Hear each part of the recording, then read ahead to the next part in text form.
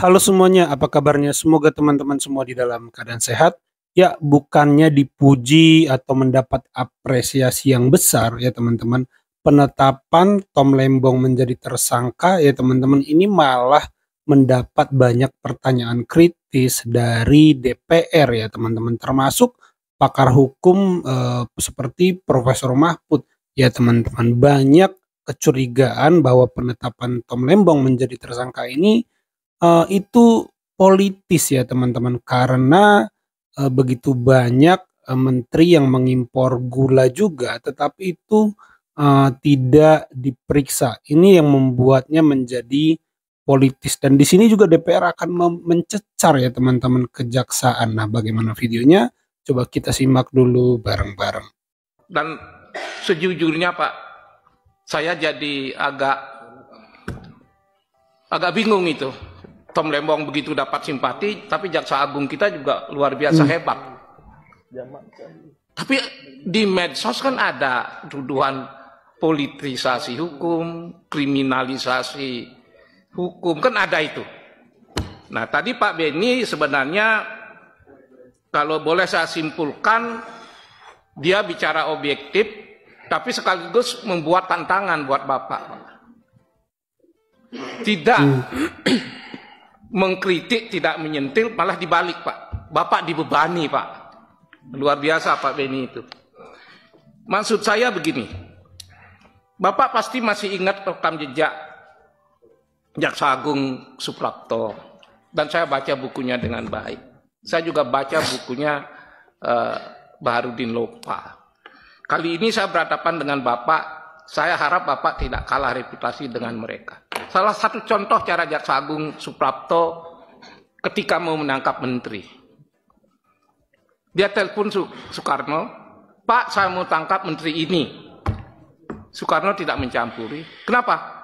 Karena kejaksaan harus dijaga kemandiriannya, Pak. Dalam kaitan itu saya yakin Bapak ingin menjaga kemandirian ini. Dan karena itu kita yakinkan bahwa Pak Prabowo tidak ikut campur dalam kasus ini. Saya yakin seyakin-yakinnya. Kalau boleh saya bicara terbuka dan jujur, Ketua Komisi 3 terbata-bata menjelaskan bagaimana Pak Prabowo itu sama sekali tidak terlibat. Cuma di medsos sudah terlanjur hari ini membuat catatan yang tidak enak. Oleh karena itu ada dua hal yang Bapak harus lakukan Pak. Agar Pak Prabowo tidak kena, nama Bapak juga terjaga.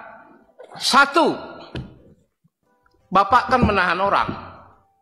Yang ditahan bukan orang sembarangan, Tom Lembong. Kalau menahan itu kan harus ada dua alat bukti. Buka Pak alat buktinya Pak. Bapak jangan terlalu irit bicara begini, sementara medsos bicara luar biasa banyak. Kedua, kan Bapak lebih tahu dari saya Pak. Kalau yang namanya perkara korupsi, tindak pidana korupsi, pasal korupsi itu kan ada unsur-unsurnya. Jadi Bapak tidak hanya perlu menjelaskan dua alat bukti ke masyarakat, jelaskan unsur-unsurnya bahwa memang betul-betul itu terbukti. Tapi kalau karena beberapa kekeliruan, lalu dua alat bukti itu tidak memadai dan lemah, unsur-unsur nggak terbukti, SP3 juga bisa mengatasi masalah. Karena undang-undang membolehkan itu, Pak. Tapi sekali lagi, kalau Bapak bisa membuka itu secara transparan, bahwa Jaksa Agung beserta aparatnya tidak sembarangan menetapkan tersangka, buktikan ada dua alat bukti, buktikan unsur-unsurnya ada. Tapi satu lagi, Bapak tidak boleh tebang pilih. Jangan nyasar Tom Lembong saja, harus berlaku adil pada semua pelaku. Kira-kira begitu ya Pak ya. Maaf, ini kalau saya memberanikan diri supaya clear. Karena Bapak orang baik, Tom Lembong juga orang baik. Maka harus ada transparansi di antara masyarakat agar masyarakat nggak bingung. Pak Jaksa Agung, saya ingin supaya Pak Jaksa Agung ini memberikan trust kepada publik.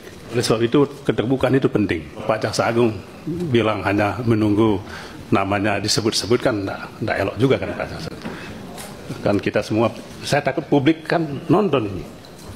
Kalau penjelasannya, namanya tidak disebut, dan itu dijadikan alasan untuk tidak diproses kan lucu juga. Ya, kalau memang memungkinkan kita lakukan pertemuan khusus secara teknis untuk betul-betul memahami tentang langkah-langkah yang sudah dilakukan oleh Pak Jaksa Agung dan jajarannya supaya itu opini yang terbangun di publik ini bisa terjawab gitu loh. Jadi tidak ada prasangka lalu kemudian karena apa yang disampaikan oleh Pak Jaksa Agung tadi ini kan juga masih debatable ya. Untuk menetapkan seseorang itu hanya didasarkan pada keterangan saksi. Tapi kan 183 jelas. Ada Superman ya, Superman, Spiderman, itu The Avengers itu kan kuat-kuat itu. Ya. Hebat lah gitu. Nah, itu seperti kita semua ini termasuk Pak Jaksa Agung. Ya. Dalam kekuatan, dalam kekuasaan, dalam kewenangan yang besar, ada tanggung jawab yang besar. Nggak mungkin Superman itu begitu kuatnya itu nongkrong di bawah pohon, ngopi-ngopi, main game, gendut dia nanti. Nah, itulah kita. Ya, ada tanggung jawab yang besar. Jadi saya istilahkan hanya pohon berbuah yang dilempar orang. Kejaksaan Agung ini sedang bagus-bagusnya ini. Jadi kalau kena lempar itu istilahnya ya wajar-wajar aja lah, dikritik-kritik ya, dihujat-hujat itu. Kalau nggak ada apa-apanya nggak berbuah nggak akan diapa-apakan, Pak. Jadi tetap kuat, solid. Ya. Laksanakan terus apa yang telah dilakukan, kalau itu dilaksanakan diperkirakan itu baik. Saya menerangkan ke media, ke masyarakat, ini loh yang sebenarnya.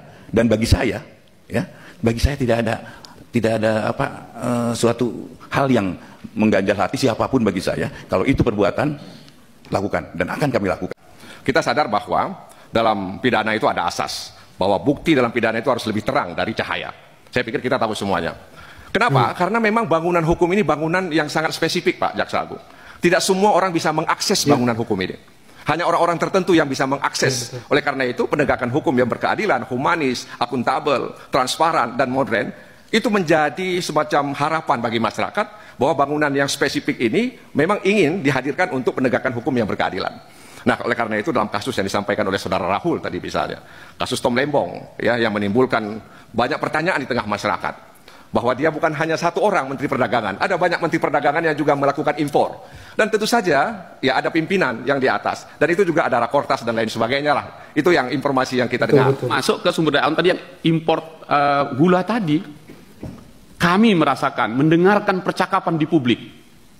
Penangkapan kasus Tom Lembong itu syarat dengan dugaan balas dendam politik. Itu yang kami dengarkan, itu yang kami rekam, karena itu kita sampaikan. Harus dijelaskan ini ke publik lewat Komisi 3 ini supaya betul-betul kita dapatkan. Ya, saya cukup senang dengan argumen-argumen daripada anggota DPR kita ya teman-teman. Beberapa kali menyebut perbincangan yang ada di publik, perbincangan yang ada di medsos. Ya syukurlah kalau suara-suara rakyat yang saat ini dengan kemajuan teknologi disampaikannya lewat medsos mulai jadi pertimbangan, mulai jadi diserap aspirasi, dan para anggota DPR mulai melek pada suara-suara masyarakat yang ada di medsos itu, dan lebih lebih dijadikan pertimbangan-pertimbangan dalam berdiskusi gitu ya, menjadi poin-poin yang disampaikan juga. Ini sangat baik ya teman-teman. Dan di sini ya itu ya teman-teman, kejaksaan terus dicecar perihal Tom Lembong ya teman-teman. Kita lanjut ya videonya. Kalau Tom Lembong dikriminalisasi nggak? Kalau menurut saya enggak. Enggak. Tapi dianalisis oleh orang, dikriminalisasi. Dikriminalisasi dalam arti gini, kalau saya, kriminalisasi orang tidak melakukan sesuatu lalu dibuatkan peristiwa dia telah melakukan tindak kriminal, tindak pidana. Nah, kalau Tom Lembong itu tindak pidananya memang ada. Oke. Kalau politisasi iya, mungkin. Mungkin. Ya. Mungkin politisasi bukan kriminal. Karena begini, simple kok. Orang yang bisa didakwa korupsi itu asal cukup dua alat bukti. Satu, memperkaya diri sendiri atau orang lain atau korporasi. Itu sejak Undang-Undang Nomor 3 Tahun 71 sudah begini bunyi undang-undang. Korupsi itu memperkaya diri sendiri, orang lain atau korporasi. Oke? Yang kedua, dengan cara melanggar hukum, melanggar aturan. Yang ketiga, merugikan keuangan negara. Nah, kalau ini terpenuhi ya sudah korupsi. Dan menurut saya hasil ekspos jaksa kepada publik, Tom Lembong itu melakukan itu. Pertama, dia tidak memperkaya diri sendiri, tidak ada aliran dana ke dia, tetapi dia memperkaya orang lain. Yaitu perusahaan yang diberi izin mengimpor gula. Keuntungannya banyak. Ya, pasti. Melanggar hukum, karena pada waktu itu ada larangan impor gula. kecuali dalam keadaan tertentu dan harus ke BUMN yang mengimpor, yang ngurusin. Lalu yang ketiga, kerugian negaranya kan udah dihitung. Iya. Misalnya soal pajak, perbedaan harga dari 13.000 ke 16.000 dan sebagainya. Jadi Tom Lembong itu tidak kriminalisasi, tapi menurut saya dipolitisasi. Karena apa? Menteri-menteri sesudah Tom Lembong melakukan hal yang sama. Sebentar. Jadi menurut Bapak, Tom Lembong memang salah? Tom Lembong dalam sementara ini saya menganggap jaksa benar menjadikan Tom Lembong sebagai tersangka. Oke, saya simpulkan ya Pak ya. Tom Lembong memang salah, tapi kenapa menteri lain tidak diperiksa? Ya, itu pertanyaannya. Nah, menteri sesudah dia. Harusnya kan nih Tom Lembong 2016. Harusnya nih mundur dari tahun 2024 kan. Yang Menteri Perdagangan 2024 siapa? Mungkin tidak ada 2024 karena udah ganti misalnya. Tapi ini Menteri tahun 2023 itu banyak. Melakukan hal yang sama nggak? Melakukan hal yang sama, iya ada. Sudah ada datanya. Itu udah ada datanya, sudah terpublikasi. Ini jauh lebih banyak dari Tom Lembong. Yang sebelum tahun 2003 juga sama, melakukan hal yang sama. Yang sebelum itu juga sama. Jadi itu kan sesudah Tom Lembong itu ada Enggar, lalu ada Agus Parmanto, lalu ada Lutfi, lalu ada Zulkifli Hasan. Semua melakukan hal yang sama dan ada angka perbandingannya dengan Tom Lembong. Mereka melakukan hal yang sama dengan jumlah yang lebih besar.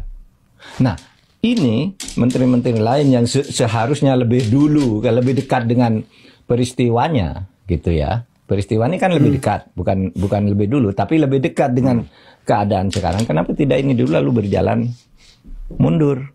Jangan dari sini lalu mau melompat ke depan, itu orang menganggapnya itu politisasi. Karena itu orang berpikir bahwa ini politisasi. Ya. Sehingga orang mengatakan kriminalisasi. Maka saya tidak percaya kalau kriminalisasi. Kalau politisasi saya percaya. Itu saja video kali ini. Terima kasih buat teman-teman yang sudah menyimak sampai selesai. Sampai jumpa di video saya selanjutnya.